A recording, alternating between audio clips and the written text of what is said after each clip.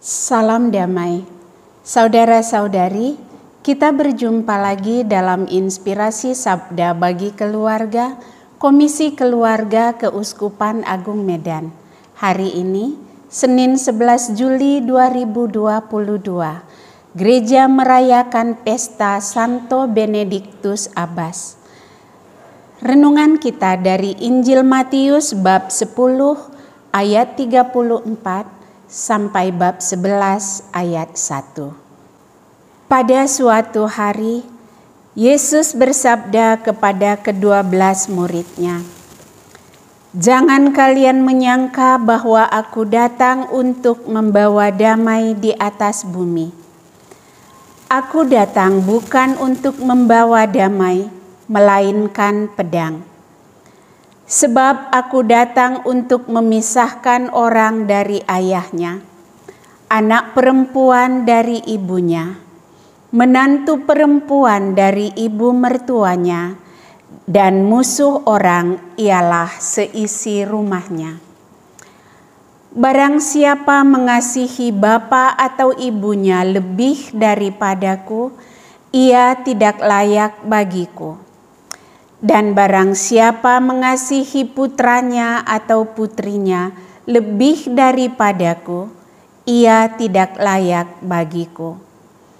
Barang siapa tidak memikul salibnya dan mengikut aku, ia tidak layak bagiku.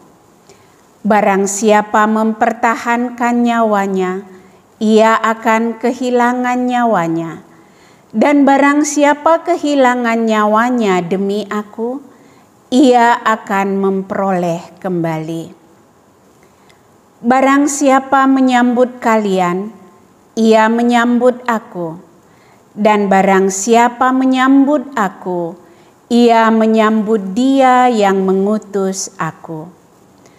Barang siapa menyambut seorang nabi sebagai nabi, ia akan menerima upah nabi.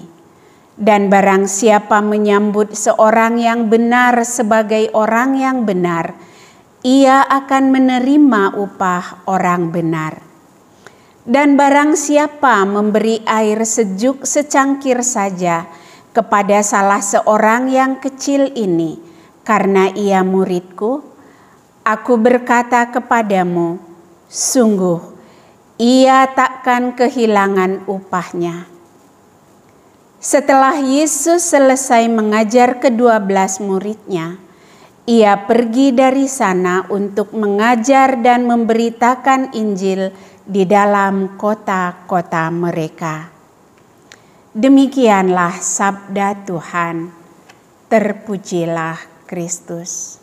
Saudara-saudari yang terkasih, Santo Benedictus lahir pada tahun 480 di Sabino, Nursia. Sejak kecil, ia sangat mengasihi Yesus. Ia ingin agar ia memiliki hubungan yang erat dan intim dengan Yesus setiap saat.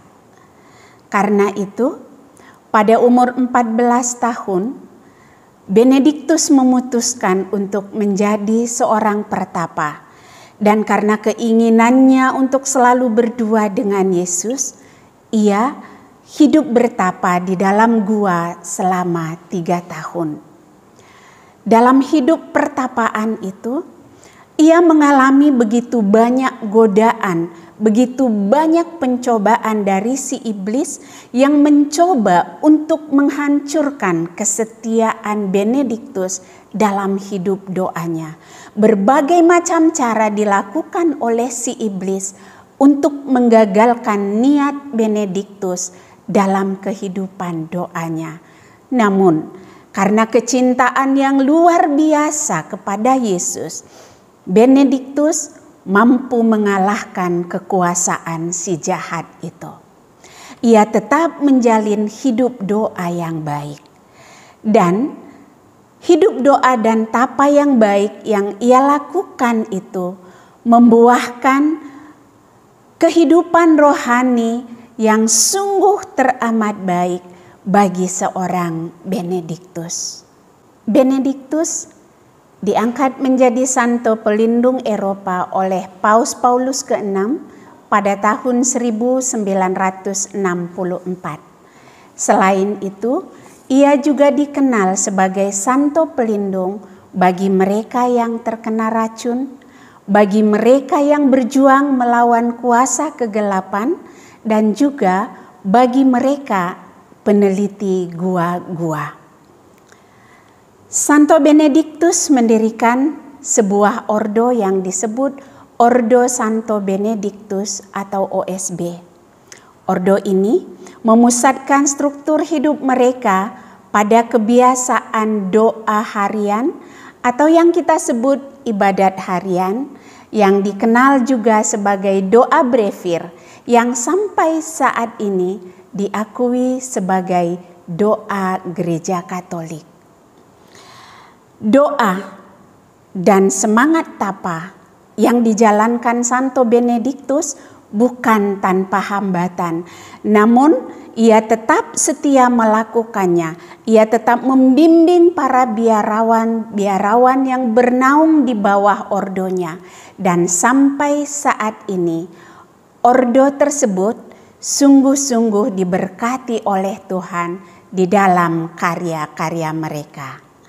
Saudara-saudari yang terkasih, apa yang disabdakan oleh Yesus dalam Injil hari ini, saya katakan itu semua terwujudkan dalam diri seorang Santo Benediktus.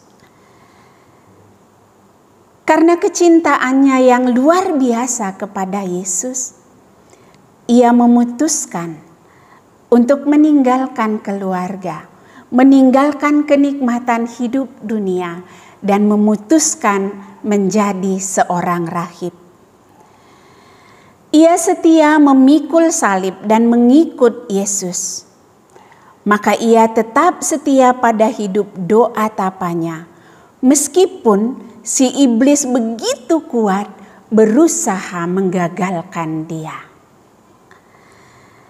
Ia berani mempertaruhkan nyawanya menghadapi segala kuasa si jahat yang mencoba menghancurkan segala karyanya, menghancurkan segala kebajikan-kebajikan yang ia lakukan dalam hidupnya.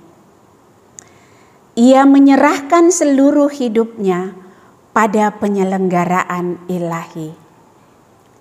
Dan saudara-saudari, seperti apa yang dikatakan oleh Yesus hari ini, bahwa orang yang setia itu, orang yang memberi kebaikan itu, ia tidak akan kehilangan upahnya. Sungguh, Santo Benediktus memperoleh upah itu. Ia mendapatkan kehidupan kekal bersama para kudus di surga. Dan sampai saat ini, ordo yang ia dirikan berjalan dengan baik. Karya-karya mereka sungguh menghidupi begitu banyak umat Katolik di seluruh dunia ini.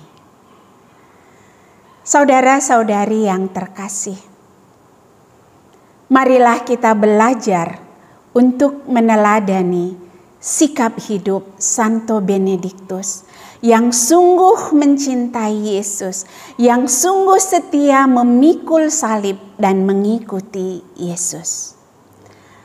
Marilah kita belajar untuk tetap setia membina hidup doa kita, hidup doa komunitas kita, hidup doa keluarga kita.